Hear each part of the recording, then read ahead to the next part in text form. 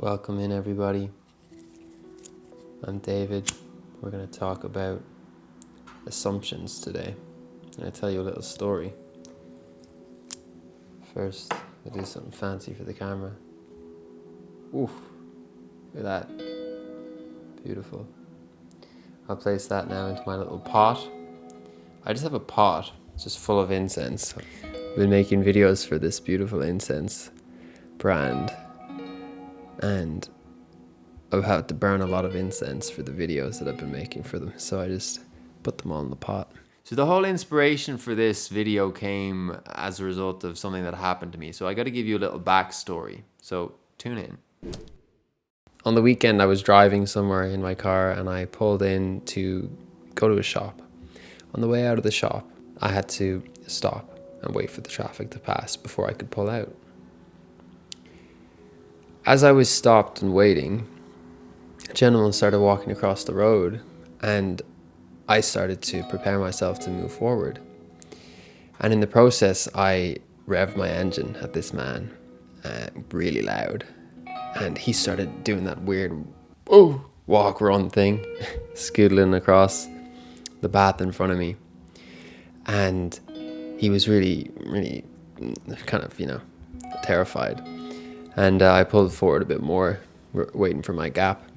And he's over there and he's like, shaking his fist at me because I revved my engine at him, right?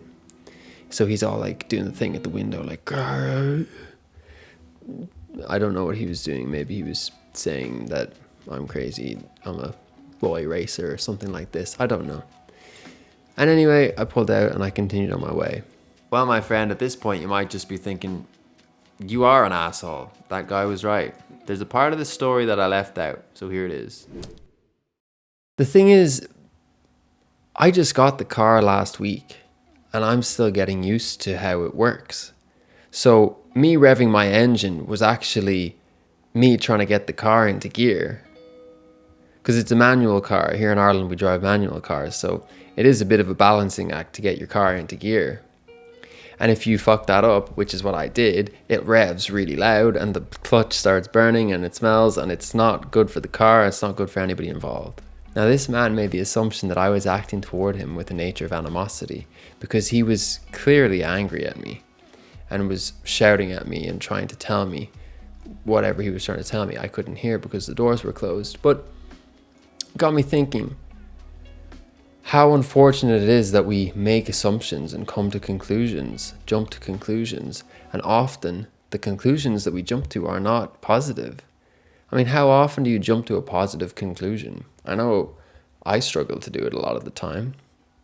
And so that's just one example, And maybe this is me kind of assuming things here, but if he's anything like my parents, he might have gone home to his wife or whoever, and they would have had a conversation about this awful boy racer who was revving his engine at him while he was trying to cross the sidewalk. And, I could have potentially ruined their entire evening. I certainly ruined that moment for him. And there was no need for it. I mean, I could have hopped out and been like, yo, dude, I'm just struggling to get used to this new vehicle. No hard feelings. But maybe he mightn't have even been able to receive that because he was so activated. So now that we've seen firsthand how making an assumption can negatively impact your life, let's consider the ways that making assumptions could positively impact our life. So we're talking about making better assumptions. Where else in our lives do we make assumptions that don't serve us? Like let's say you lose your job or an unexpected bill comes, right? And immediately the response might be, oh my goodness, I'm not going to be able to pay rent. I'm not going to be able to make ends meet this month. See, that dialogue in and of itself makes the assumption that you are not going to find money elsewhere this month.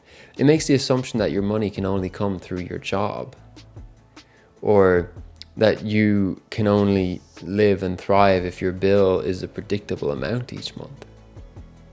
See, that's a very disempowering assumption to make, to assume that I'm not going to be able to pay rent? Why don't I just assume I will pay rent and have lots left over? Same thing. They're both imaginary ideas in the future that's yet to come. The only difference is that the way that you feel now when you think, oh shit, I'm not going to be able to make rent, is that's not a good feeling. Whereas if you say, I'm going to make rent and take a holiday, now how do you feel? And people might call me delusional for saying that. And that's fine. Fight for your limitations. I'm not going to stop you. This is for the people that are open to the possibility that there is something greater than what you know. That there is a gift in these rough patches, these perceived rough patches. The stories that we tell ourselves about revving a car or beeping a horn or your employer letting you go, they don't need to be disempowering stories. Your employer might let you go because there's someone else who's looking to offer you a position that exceeds the previous role that you're in.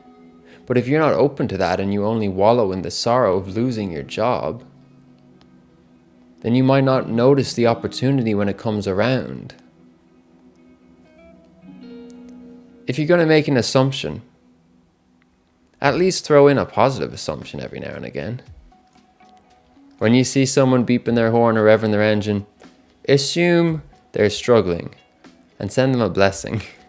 You lose your job, assume that a better one's coming along, or something else is going to fill that space for you. My friend, you are powerful. This mind of yours, it can do wonderful things, but it can also do pretty kind of not so wonderful things. The decision is up to you. So check in with yourself if and when you can, if and when you remember. My friend, thank you so much for being here. If you enjoyed this video, could you please hit the like button, leave a comment and say, hey, subscribe to the channel if you want to see more stuff that's pretty similar to this. It's good vibes, it's talking about life, it's exploring life. And if you're interested, I have a free guided meditation that you can download. It'll be in the description, and it's a meditation for confidence and empowerment to allow you to walk throughout your day, throughout your week, throughout your life, knowing and acknowledging the value that you have within to share with others, to be of service. Thank you so much. Take care of yourself.